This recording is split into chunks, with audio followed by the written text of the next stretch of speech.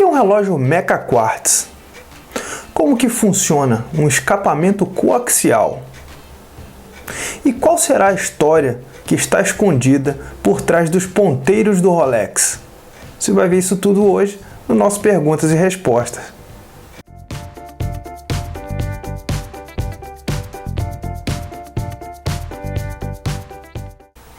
Saudações e complicações, pessoal, tudo bem? Seja bem-vindo a mais um vídeo do nosso canal aqui, o GMT-3. No vídeo de hoje nós vamos responder as dúvidas enviadas por 3 amigos nossos aqui do canal, certo? Que enviaram as suas dúvidas até a mim. E o convite se estende para você também. Se você tem alguma dúvida, manda sua dúvida para a gente. Pode ser pelo YouTube, pode ser por e-mail, pode ser pelo nosso canal no Facebook, pelo Instagram.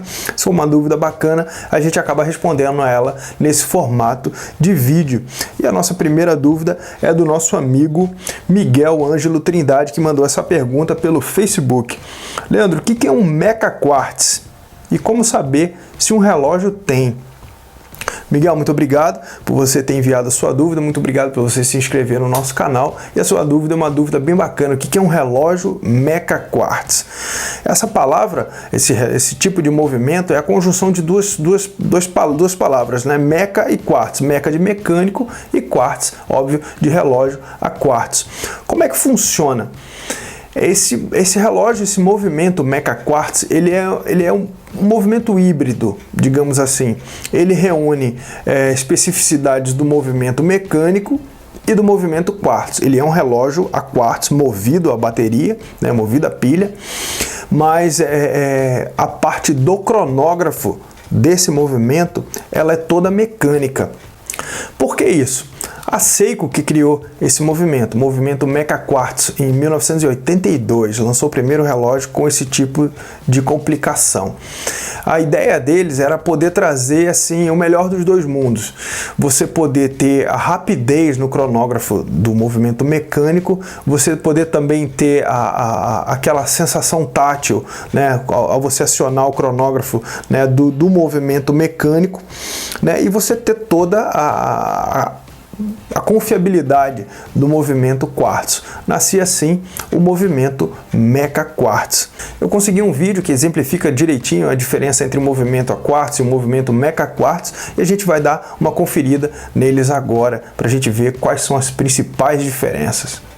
Aqui no vídeo eu tenho esses dois movimentos, né? O movimento cronógrafo tradicional do lado esquerdo, e eu tenho do lado direito o cronógrafo com a complicação Meca Quartz. Quando você inicia a contagem dos cronógrafos, né, a diferença dos dois, a principal diferença é, como eu disse, a diferença tátil, né? Você tem todo aquele acionamento mecânico no movimento Meca Quartz, e no movimento cronógrafo a quartzo você tem o acionamento tradicional. As principais diferenças você nota no momento que você encerra, que você termina essa medição de tempo. Quando você termina a medição de tempo no cronógrafo a quartzo tradicional, para você fazer, você zerar, você resetar essa contagem, né, você aciona o botão de reset, né, desse cronógrafo, o ponteiro de segundo retorna para o 12, né, e as outras complicações, né, de hora e minuto, elas vão zerando lentamente. Esse é o tipo de reset mais tradicional no cronógrafo a quartzo comum. Já no movimento Meca Quartz, você tem todo o funcionamento desse cronógrafo é mecânico.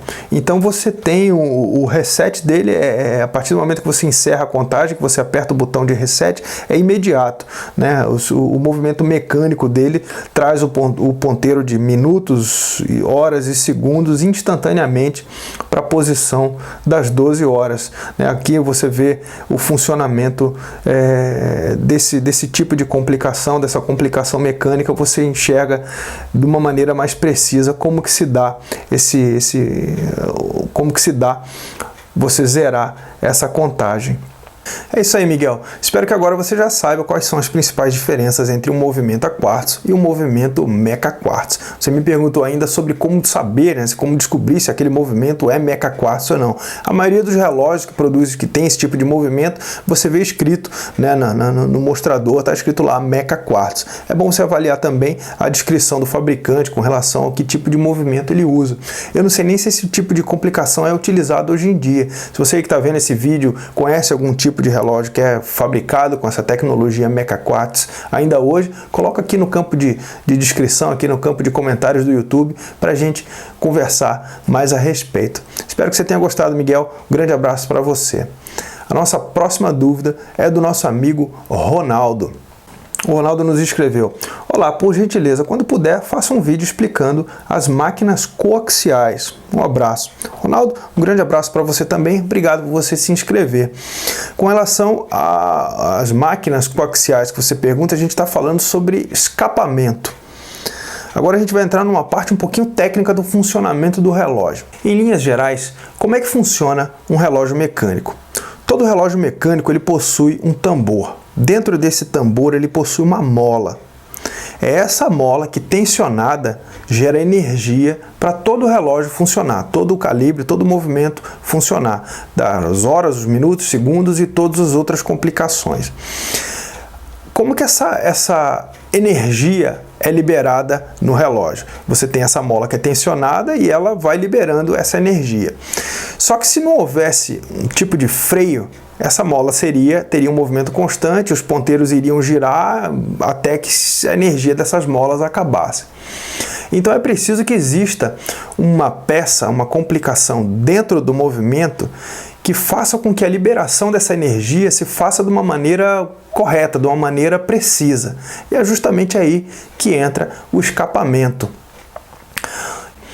Em linhas gerais, como que funciona o escapamento? O escapamento ele possui várias peças e ele atua como um freio. Ele pega toda a energia que é gerada por essa mola tensionada dentro do tambor e ele vai liberando em doses precisas.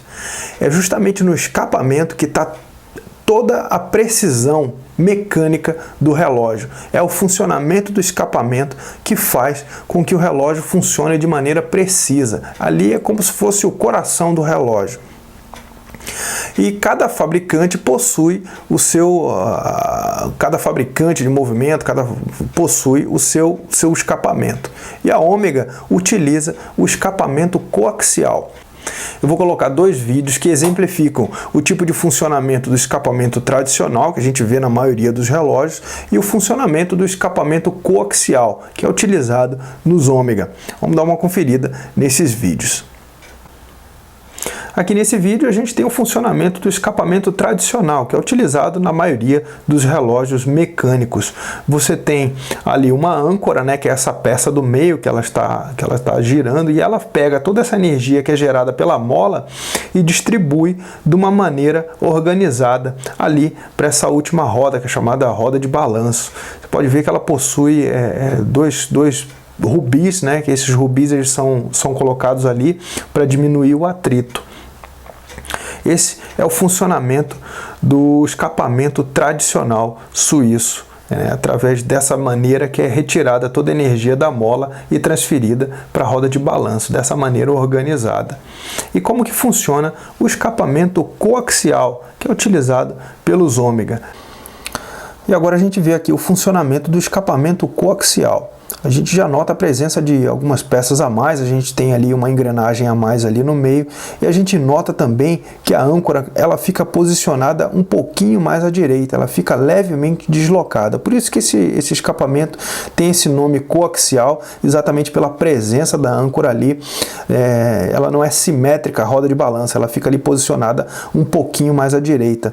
A gente nota também a presença de mais dois rubis, e a presença desses rubis a mais faz com que a transmissão de energia para essa roda de balanço ela seja melhor distribuída, ou seja, a gente passa a ter menos atrito, a gente passa a ter uma melhor distribuição de energia para todo esse escapamento.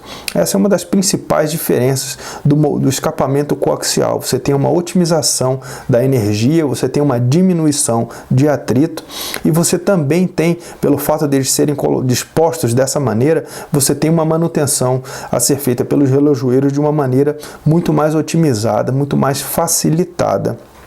Essa é uma das principais melhorias desse tipo de escapamento, do escapamento coaxial.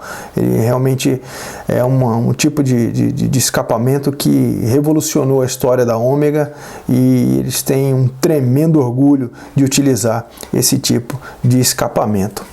E é isso aí, Ronaldo. Espero que você tenha gostado aí dessa explicação de como é que funciona o escapamento coaxial.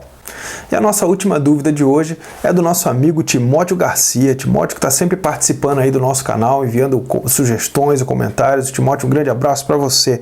Nosso amigo Timóteo mandou a seguinte pergunta. Ele falou: Leandro, eu tenho uma curiosidade. O que você pode nos contar sobre o formato dos ponteiros de hora dos Rolex e que existem em vários outros relógios, o que traz um círculo com uma estrela de 3 pontas e uma seta? Abraço. Timóteo, muito bacana. Eu dei uma pesquisada sobre esse formato, né, do ponteiro de hora dos Rolex e descobri algumas histórias muito bacanas. A Rolex começou a utilizar esse formato, né, dessa estrela de 3 pontas em meados da década de 50. E existem 3 histórias que eu achei bem bacana, né, acerca desse ponteiro. A primeira delas é sobre fazendo uma analogia exatamente com a Mercedes, né? A Mercedes utiliza aquela estrela de 3 pontas como uma forma de homenagear seus 3 tipos de transporte: o transporte terrestre, o transporte aéreo e o transporte marítimo.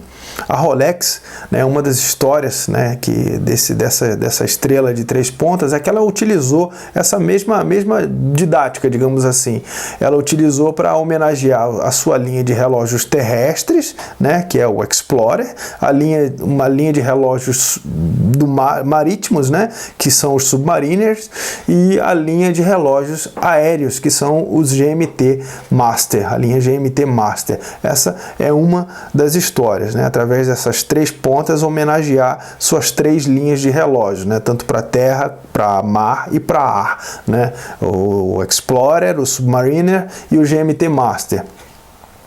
E uma outra história, né, é que a Rolex utilizou esse tipo de formato desse ponteiro exatamente para homenagear a Mercedes, mas não é a fabricante de automóveis, é uma nadadora britânica que na década de 20 fez um feito muito grande. Eu consegui até um vídeo explicando um pouco mais sobre o que essa nadadora fez para ser homenageada pela Rolex. Vamos dar uma olhadinha nesse vídeo. Estamos falando de Mercedes Gleitz, britânica de 24 anos, que gostaria de ser a primeira britânica a atravessar o Canal da Mancha a nado. Ela tentou nada menos que 7 vezes e não conseguiu. Foi apenas na 8ª tentativa que conseguiu a travessia. O triste dessa travessia é que os jornais da época chegaram a duvidar do fato, o que deixou Mercedes muito triste. Mas como ela era uma garota muito obstinada, disse aos jornalistas que faria uma outra travessia dali a 14 dias. E todo o frenesi provocado por essa nova travessia acabou chegando aos ouvidos de Hans Wilsdorf, o proprietário da Rolex. Num golpe de publicidade fantástico, deu a Mercedes um Rolex Oyster para realizar a travessia. E no dia combinado, Mercedes utilizou o Rolex em um cordão em volta do pescoço e se pôs a atravessar a nado novamente o Canal da Mancha. Só que infelizmente a 6 km da costa foi forçada a desistir, pois a água estava muito gelada. Mas ao sair da água, o Rolex em seu pescoço continuava funcionando perfeitamente, o que foi amplamente utilizado como propaganda pela Rolex de sua recém-criada tecnologia Oyster. E foi desse feito que nasceu uma das teorias sobre a utilização desse tipo de ponteiro pela Rolex, né, que seria, na verdade, uma homenagem à Mercedes Gleitz. E a terceira teoria, digamos assim, que eu pesquisei, que eu consegui encontrar é uma teoria menos romântica e mais pragmática.